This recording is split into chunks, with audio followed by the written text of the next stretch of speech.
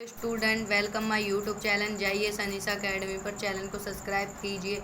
Video पसंद आए तो लाइक कीजिए और लास्ट में वीडियो को पूरी देखें और जब कंप्लीट हो जाए तो वीडियो ज़रूर कमेंट करके बताएं कि वीडियो कैसी है या आपको कैसी लगी। तो ये 7 चैप्टर है नैतिक शिक्षा का। तो ये मनुष्य के आंतरिक शिशु। तो इसकी स्टोरी शुरू हो रही है, ध्यान से सुने आप लोग। स्टोरी में क्या बताया जा रहा है, क्या नहीं बताया जा रहा, और वीडियो बहुत इम्पोर्टेंट है, इसे वीडियो को ध्यान से देखिए गाइज। मनुष्य एक सामाजिक प्राणी है। वह समाज में रहता है, लेकिन भौतिकता के वशीभूत होने पर उसके मन में काम, क्रोध, लोभ, मोह आदि विकार उत्पन्न हो जाते हैं। इन पर नियंत्रण करके ही मनुष्य सबके प्रति समभाव रख सकता है।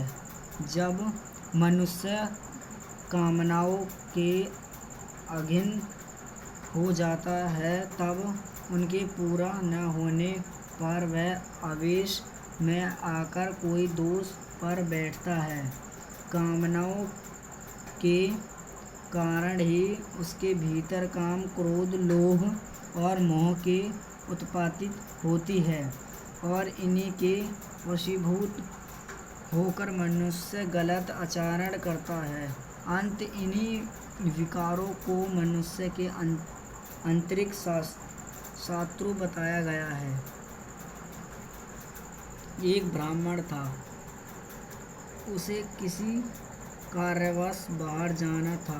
पत्नी पहले से ही घर से बाहर गई हुई थी और शिशु घर पर था।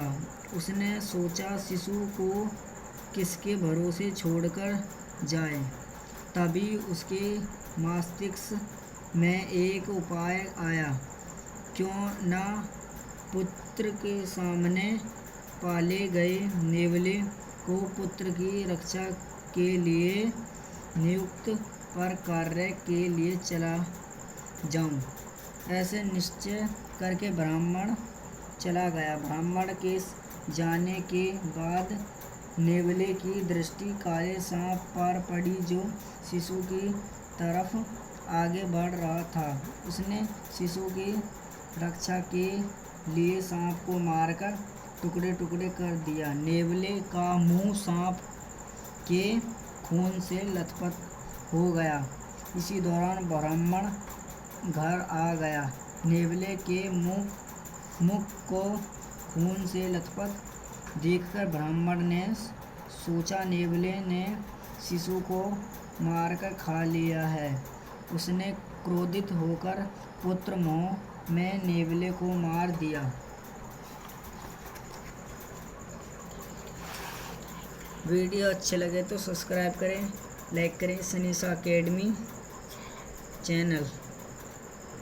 गीता में भी कहा गया है, क्रोधात् भवति सम्मोह समकृतिभ्रीम।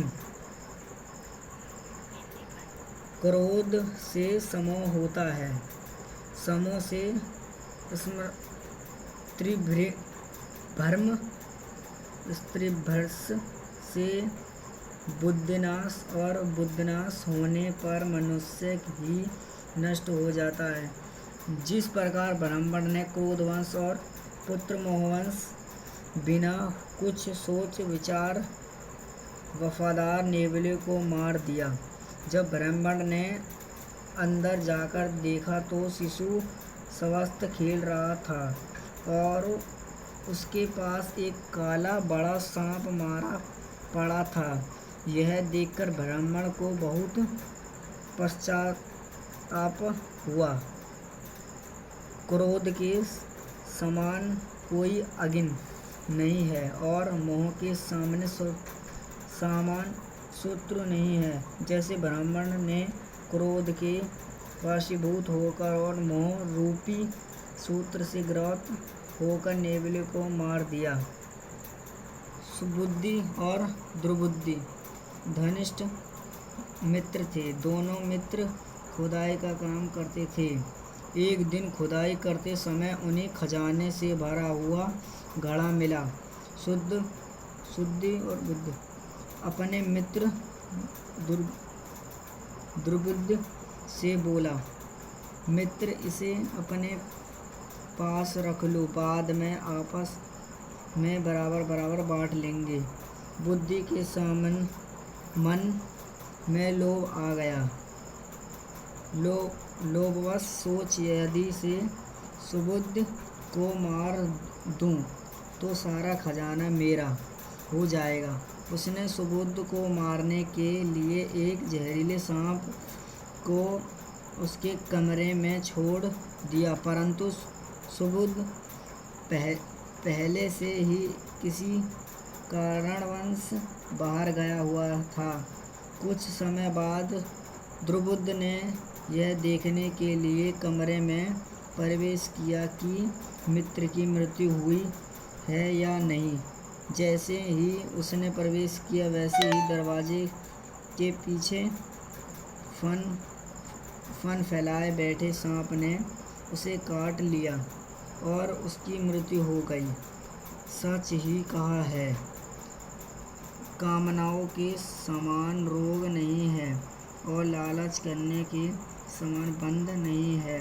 जैसे बुद्धि ने कामनाओं ने वशीभूत होकर और लालच में आकर मित्र को मारने का प्रयास किया, किंतु अपने ही प्राण गंवा दिए। दोनों प्रसंगों से हमें यही शिक्षा मिलती है, हम क्रोध, मोह तथा लोभ से यह सभी मनुष्य के आंतरिक शत्रु हैं और उसकी उन्नति में बाधक हैं। जैसे काम, क्रोध, लोभ तथा मोह, यह सभी दोष सदा नाश की ओर ले जाते हैं। हमें अपने अंदर इन दोषों को उत्पन्न ही नहीं होना देना चाहिए तथा जीवन में संयम, संतोष व सदाचार जैसे गुणों को अपनाना चाहिए। ये इसके क्वेश्चन आंसर हैं। मनुष्य के आंतरिक शत्रु कौन से हैं? ब्राह्मण शिशु की रक्षा के लिए किसको नियुक्त करके गया? खुदाई करते समय दोनों मित्रों को क्या मिला? बुद्धि के मन में क्या लोभ उत्पन्न हुआ और उसका क्या परिणाम निकाला? तो गाइस ये क्वेश्चन आंसर है। गाइस वीडियो अच्छी लगी हो तो लाइक करें वीडियो को, चैनल को सब्सक्राइब करें और वीडियो में कमेंट ज़रूर करें। कमेंट करके बताएं कि वीडियो आपको ये कैसी लगी। अगली वीडियो में फिर से मिलते हैं। बाय।